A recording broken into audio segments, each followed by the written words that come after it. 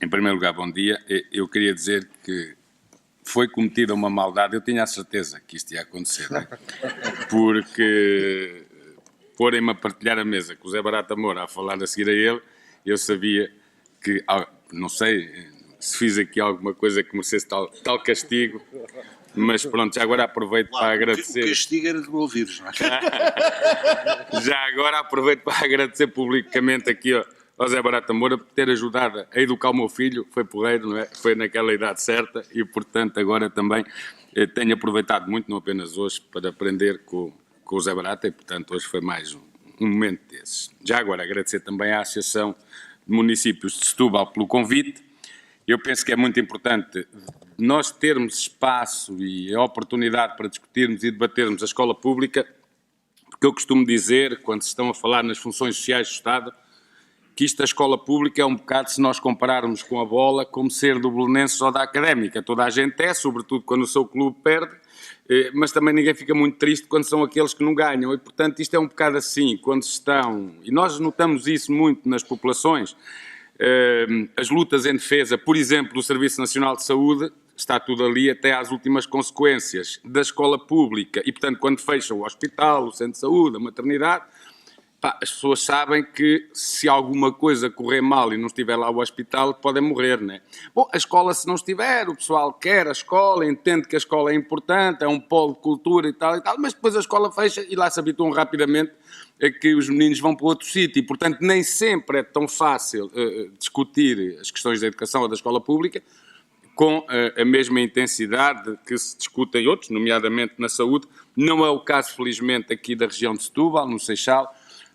Já sabíamos isso, e de facto ouvir os autarcas que abriram este encontro e estarmos ali sentados a lembrarmos dos autarcas das terras onde nós somos e às vezes também participamos no trabalho autárquico, sobretudo nas assembleias municipais, como eu tenho feito, e eu diria assim, às vezes ouvir até não é onde nós temos a diferença maior. A diferença maior é vermos o que fazem, não é? E percebermos o que é o dia-a-dia do trabalho autárquico aqui e noutras regiões e particularmente em relação à escola pública. Eu sou de um concelho onde atualmente é dirigido pelo Sr. Presidente da Associação Nacional de Municípios e que tem uma rede de escolas públicas do primeiro ciclo, jardins de infância, EB23 e secundárias que têm capacidade para dar resposta de qualidade a todas as crianças e jovens daquele concelho. E, no entanto, o meu concelho tem 11 colégios privados que vivem à custa dos nossos impostos, que desviam de lá os alunos, que já no ano de 1999 foram buscar, reparem, antes do euro, se fossem euros, só nesse ano naquele concelho, 10 milhões de euros ao Estado, e que hoje continuam de uma forma absolutamente inaceitável, ia fazer uma palavra mais forte, mas numa sessão destas não devemos, portanto, continuam ali a levar dinheiro em nome da tal de liberdade de escolha de que o Zé Barata Moura ali falava, e eles realmente têm a liberdade de escolha, nós é que não tínhamos que ter a imposição de lhe pagar essa liberdade, que é assim uma coisa um pouco que eles usam muito. Já agora, dizer também que a importância da escola pública, isso havia uma história muito simples, eu aqui há tempos, e acho que por aí se conta tudo, eu aqui há tempos estava depois de uma daquelas grandes manifestações de professoras e professores que nós tivemos ali em Lisboa, um casal já mais idoso, que eu não conhecia, estava a beber uma Imperial no final, para repor aqui a capacidade de voltar a falar, depois de termos que estar ali a dizer algumas verdades, dirigiu-se-me e dizia-me assim, olha, vocês, professores e tal, vocês nunca deixem de lutar pela escola pública, que é muito importante e tal. Então, mas porquê? Então, mas porquê é que me está a dizer isso? Claro que é e tal. E ela, depois a senhora disse-me, olha, a nossa filha é juiz, aqui em Lisboa, tinha feito umas provas, ali, 2 ou 3 dias antes, lá para mais daquelas categorias lá da carreira deles, mas sabe porque é que ela é? Porque nós somos pobres. Ela só é porque havia escola pública, porque se não houvesse escola pública ela nunca seria juiz. E, portanto, essa faz a diferença toda. E, de facto, esta foi uma história que, na altura, depois, claro, convidei-a, fizemos um brinde pela escola pública, bebemos todos uma Imperialzinha e acho que é isso mesmo que a escola pública faz de diferente. É que, de facto, pode dá resposta a todos. E acho que esse é um dos problemas com que a escola pública hoje se confronta quando temos no governo quem tem as políticas que tem. Eu escrevi só algumas coisas para também não me perder assim nas histórias e acho que tentando aqui enumerar dentro daquilo que era o tema que me era pedido, penso que poderia dizer o seguinte: nestes 40 anos de democracia em Portugal, a escola pública tem marcado uma forte e uma importante presença.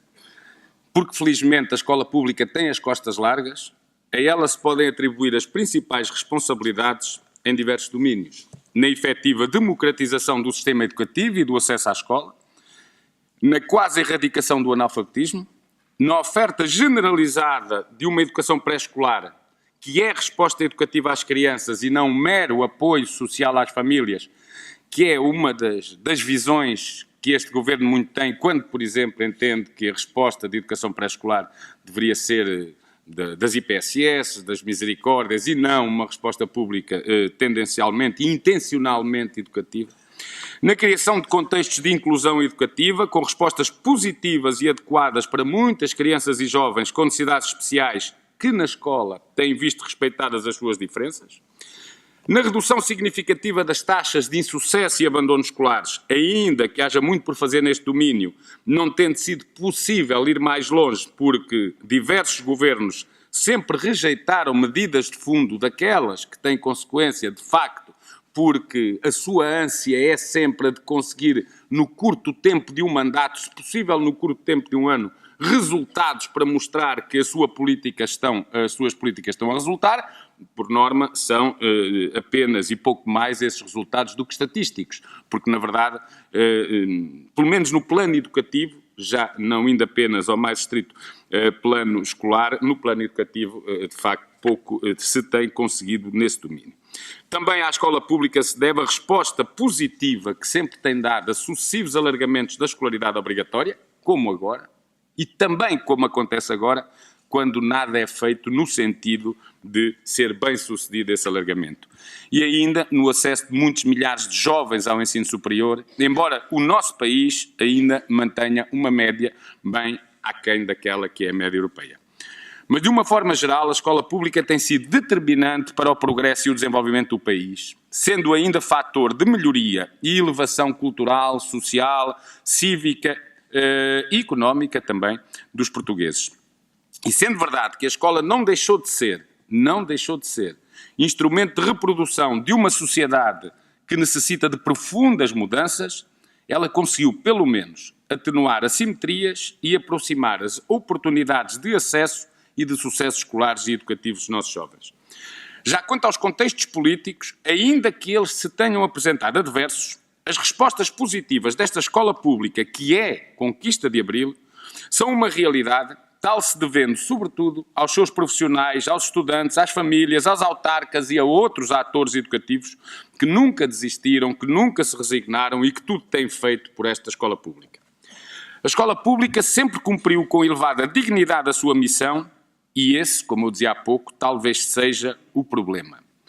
Aqueles que querem ajustar contas com Abril colocaram a escola pública a par de outras construções democráticas da nossa sociedade no centro dos seus ataques. E foi nesse quadro que se impuseram fortes cortes orçamentais, que se reduziram drasticamente recursos humanos fundamentais, que foram criados mega-agrupamentos que desumanizam e desorganizam pedagogicamente as escolas, que se empobreceu o currículo escolar, que se estreitaram aprendizagens, que se reduziram competências e que foi, por exemplo, eliminada a formação cívica.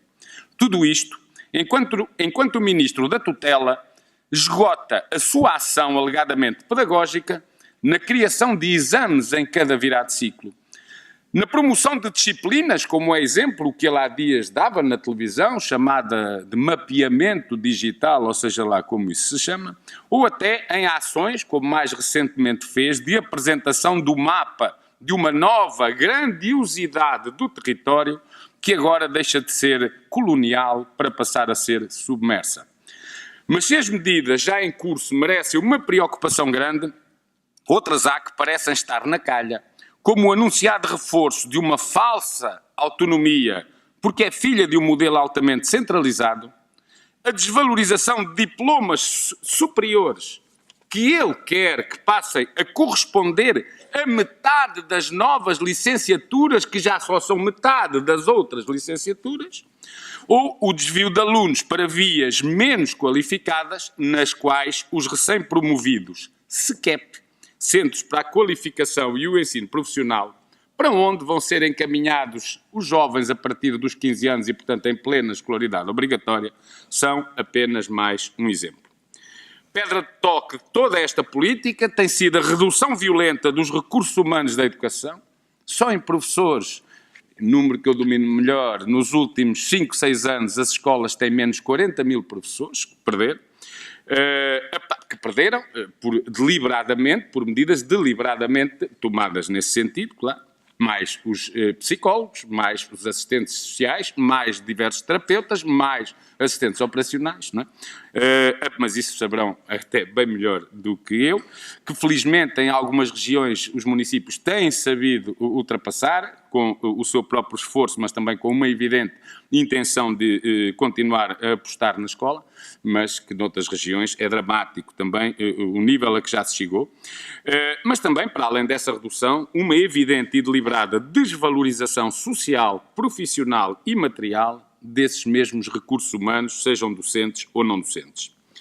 Infelizmente, alguns destes problemas não são novos e bastaria recordar o abate cego de escolas do primeiro ciclo, que eram os olhos da cara da doutora Luz Rodrigues, os mega-agrupamentos como solução para o sucesso, ou os school clusters, como o antigo primeiro-ministro Sócrates vendia na OCDE, ou mesmo as alterações curriculares sujeitas e, portanto, determinadas pelas imposições do Orçamento de Estado, que foram apenas mais uma aventura da doutora Isabel Alçada.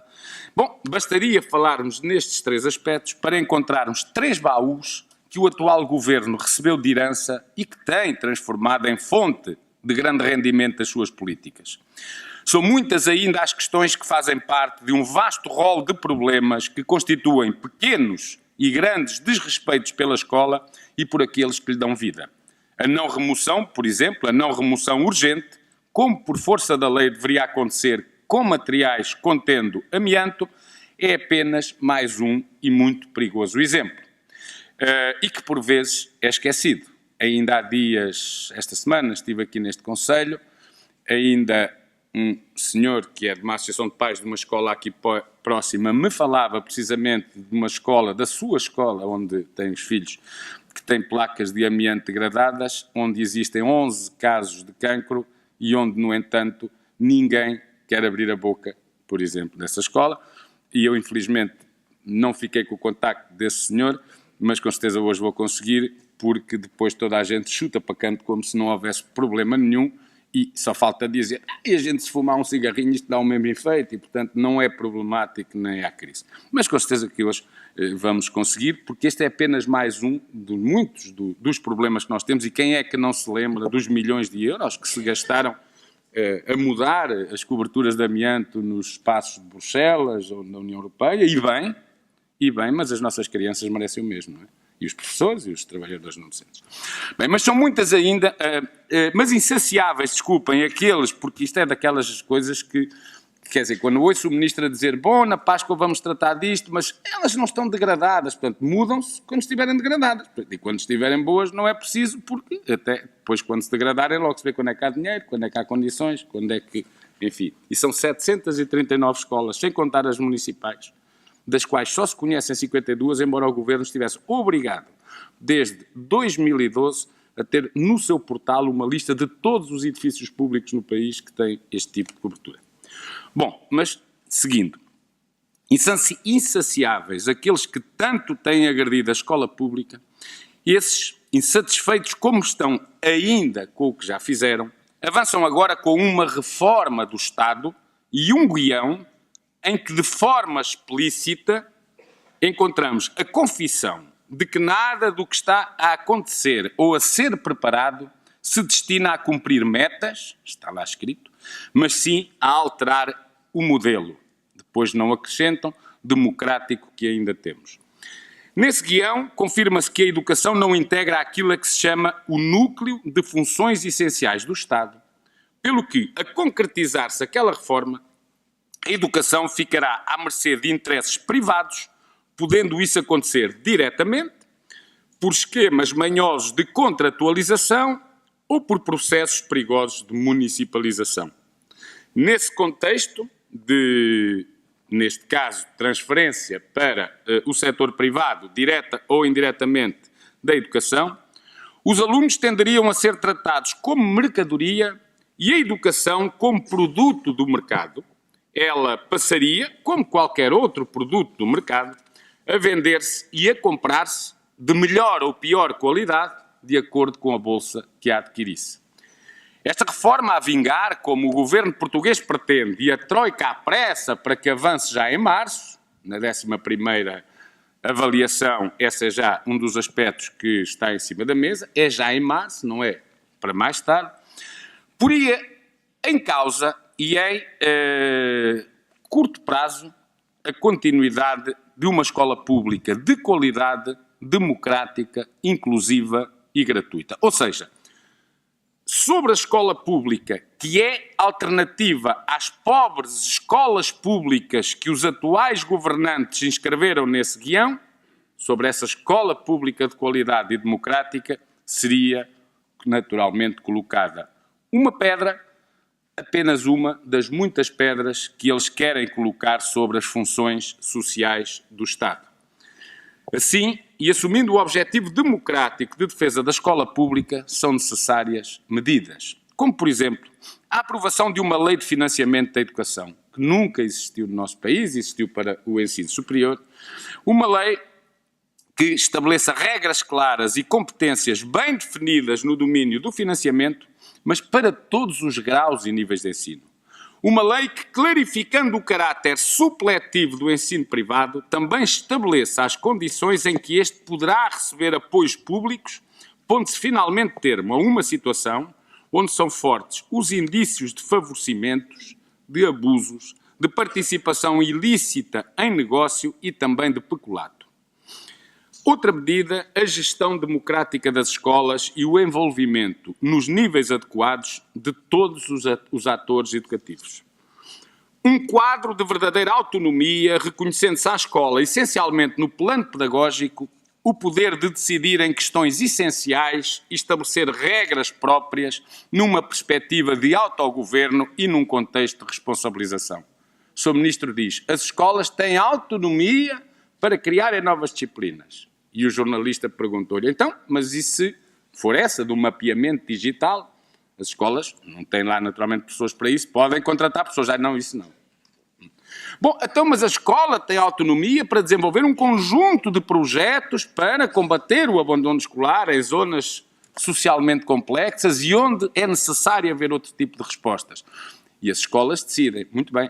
Então, mas para isso nós precisamos de mais alguns recursos, pois isso é que não pode ser. Bom, as escolas têm autonomia para decidir que, e as escolas decidem que nesta zona, por razões que têm a ver com os alunos com necessidades educativas especiais, com a complexidade social do meio, etc. As turmas não podem ter 30 alunos, têm que ter um bocadinho menos. Não, isso é que não, porque a lei diz que são 30 alunos. Portanto, esta é a autonomia que nós hoje temos e que o Ministério anda a tentar contratualizar com as próprias escolas e os agrupamentos. Outra medida indispensável, uma rede escolar adequada às necessidades das populações, composta por escolas de dimensão adequada e que seja essa rede respeitadora das opções do poder local. Um quadro de referência que contribua para uma educação verdadeiramente inclusiva, que hoje, na sequência de diversos quadros legais e, sobretudo, de algumas más práticas, começa a ser posta em causa. A garantia de recursos humanos adequados, quer em quantidade, quer em formação, sejam docentes ou não docentes, incluindo técnicos especializados. A existência de boas condições de trabalho e de estabilidade para todos os profissionais das escolas. A realização de uma adequada reorganização curricular, na sequência de um amplo debate político, social, pedagógico, bem como a alteração do regime de avaliação dos alunos, hoje perigosamente condicionada a uma panóplia de exames. A aposta na investigação científica como investimento num futuro de progresso e desenvolvimento. A reorganização da rede do ensino superior por critérios que não sejam os impostos pelas finanças e também a reestruturação dos cursos onde não podem ter lugar meias, que neste caso já é apenas um quarto de licenciaturas, nem soluções elitistas, como as que decorrem de Bolonha. A criação de uma ação social escolar que constitua fator de discriminação positiva no quadro de gratuitidade de frequência de todo o percurso educativo e escolar para que a nossa Constituição e a Lei de Base do Sistema Educativo apontam.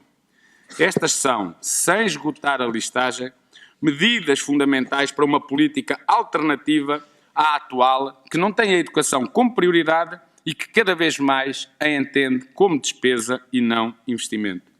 A escola pública, como o país, não resiste mais a políticas que a agridem continuadamente, pelo que se torna indispensável romper com esse caminho e definitivamente avançar para outro que tenha como horizonte um futuro diferente, que seja melhor do que aquele que é o presente que nos está a triturar. Eu estou certo que saberemos unir vozes, saberemos unir vontades, saberemos construir com mudança esse futuro e saberemos, sobretudo, sempre souberam os portugueses, não é? Em vários anos da sua vida, sempre souberam livrar-se de invasores e mandar fora à mistura aqueles que cá dentro faziam o trabalho dos que de fora nos agridem. Faremos isto com os invasores da Troika, falem elas a língua do FMI ou mesmo a nossa língua. As troicas, sejam estrangeiras ou nacionais, são o que são e agridem-nos todos os dias. E mesmo quando procuram dizer-nos que a situação está melhor, como andavam para aí a dizer, agora, ao que parece, não está melhor, e aquilo que se fala é que, para melhorar, tem que ainda reduzir mais os salários das pessoas, tem que ainda reduzir mais as pensões das pessoas, tem que ainda roubar mais os rendimentos às pessoas, tem que ainda fechar mais as respostas sociais e solidárias da sociedade portuguesa e, sinceramente, nós ou pomos travão a isso, ou então, um dia destes, pouco resta, porque esta política de terra queimada que vai deixando cinzas atrás de si, daí nunca vai crescer nada. E, portanto, temos que nós fazer crescer futuro ao nosso país enquanto é tempo, ainda é tempo, e façamos para que não seja tarde demais. Obrigado.